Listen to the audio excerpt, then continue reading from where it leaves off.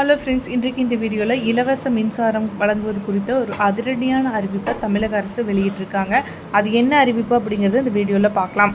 தமிழக அரசு விவசாயிகளின் நீர்ப்பாசன வசதிக்காக இலவச முன்முனை மின்சாரத்தினை 24 மணி நேரமே வழங்கிட்டு வராங்க.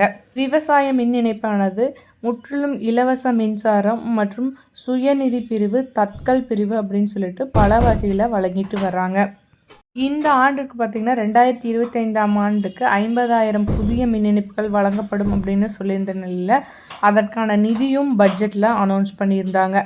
ஆனால் அந்த பட்ஜெட்டில் சொல்லி 4.5 மாதங்களுக்கு மேலாகியும் அதை அமல்படுத்தவில்லை.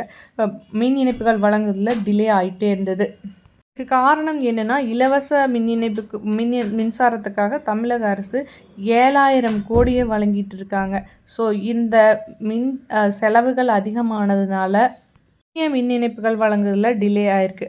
ஆனால் இதை விரைந்து வழங்குமாறு, இந்த 50,000 கனெக்ஷன்லையும் வழங்குமாறு உத்தரவிட்டிருக்காங்க. இதனால் கிட்டத்தட்ட 2015க்கு முன்பு அப்ளை பண்ணவங்களுக்கு எல்லாருக்குமே வழங்கப்படும் அப்படிங்கிற மாதிரி சொல்லியிருக்காங்க.